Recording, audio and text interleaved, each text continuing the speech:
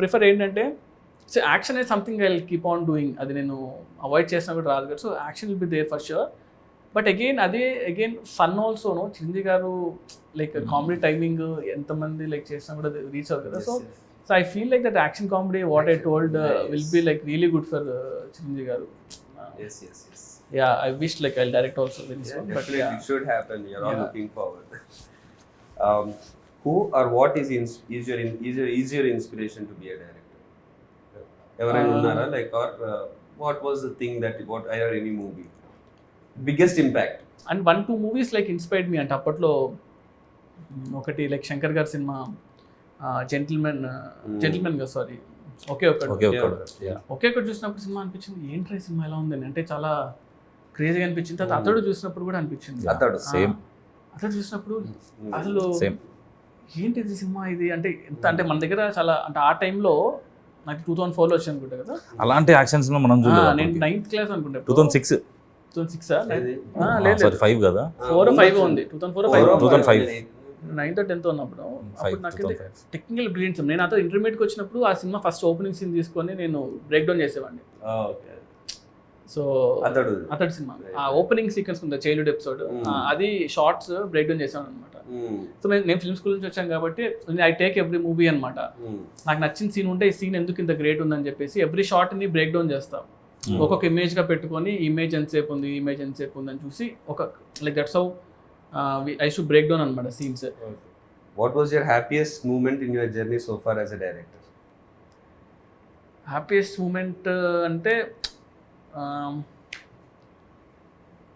Like obviously like first cinema అనే అనుకుంటా. అంటే లైక్ ఆ మూమెంట్ నాకు గుర్తుండి సినిమా థియేటర్కి వెళ్ళి బావర్చికి వెళ్ళాను. బావర్చిలో బిర్యానీ తిన్నాం. ఫస్ట్ షో తర్వాత కదా మార్నింగ్ షో తర్వాత ప్యాడేజ్ వెళ్ళామా ముందు బావర్చికి వెళ్ళాం. తర్వాత కార్లో వెళ్తూ అక్కడ చూసి ముందు సంధ్యలో ఉండే సంధ్య నుంచి ముందుకు వెళ్ళి అప్పుడు కూడా నేను డైరెక్ట్ అని తెలియదు చాలా మందికి. అందరూ వచ్చిన షార్ట్లు చాలా బాగుంటాయి అన్న సినిమా తీసాను. ఎగ్జాక్ట్లీ అప్పుడు రివ్యూ వచ్చింది. కార్లో వెళ్తున్నా ఆ రివ్యూ వచ్చింది. అంటే అంతవరకు సినిమాలు ఇట్టా కాదనేది రివ్యూస్ చేసేవాళ్ళు కదా. ఆ రివ్యూలో కొంచెం 3.25 వేసాడు.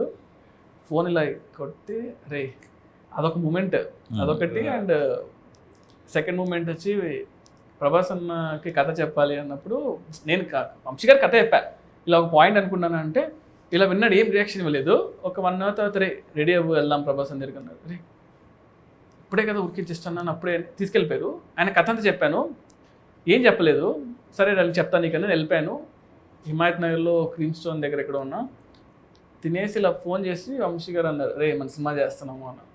అంటే లైక్ అసలు క్రేజియస్ట్ మూమెంట్ కదా. అంటే రణరాజన్ సినిమా అయ్యి ఒక 2 months అయింది అంతే. ప్రభాస్ అంతా సినిమా ఓకే అయిపోయింది. బాహుబలి తర్వాత నీ సినిమానే రా అంటే అసలు ఆ మూమెంట్ అసలు చెప్పలేమన్నమాట. దాన్ని అది వేరే లెవెల్. అంటే ఇది థర్డ్ మూమెంట్, రీమేక్ కాదు స్ట్రైట్ సినిమా అనేది ఒక థర్డ్ మూమెంట్. ఈ 3 moments నా మూవీస్లో అయితే ప్రెసెంట్.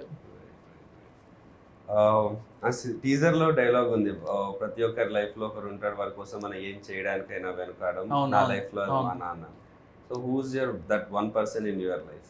అమ్మ అంటే ఇప్పుడు my mother is like one.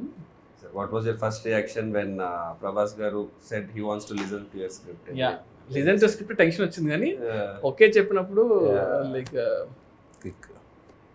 What was your feeling when you are narrating scene to Pawan Kalyan garu at shoot? అబ్బో అది ఆ మూమెంట్ చాలా అంటే అది ఫీలింగ్ అంటే అది ఏం లేదు. అంటే బేసిక్గా ఫస్ట్ థింగ్ ఏంటంటే like I admire him lot కాబట్టి అది కట్ చేసుకొని చెప్పాలి. అంటే యూజువల్గా ఏంటంటే నేను కూడా అంతే like I don't go and sir మీ సినిమాలు బాగుంటాయి మీరు ఇష్టం అది ఇష్టం నేను చెప్పను అనమాట. అంటే ఎప్పుడూ చెప్పలేదు. సో నేను ఫస్ట్ షూట్ చేసేటప్పుడు బాంబేలో నాకు గుర్తుండి గేట్వే ఆఫ్ ఇండియా దగ్గర షూట్ చేస్తున్నా. అప్పుడు చెప్పా సార్ నేను ఇలాగా జానీ సినిమా గురించి అప్పుడు మాట్లాడా. ఆ రోజే ఫస్ట్ టైం సీన్ అనమాట. అంతకుముందు సాంగ్ షూట్ చేశాను ఫస్ట్ రోజు. ఆయన ఏంటంటే టూ మచ్ ఆఫ్ నాలెడ్జ్ అనమాట. అంటే లైక్ క్రేజీ నాలెడ్జ్ ఉంది ఆయనకి మీటర్ ఏంటి ఇలాగ ఏంటి అనేది అర్థమైపోతుంది చాలా ఫాస్ట్గా.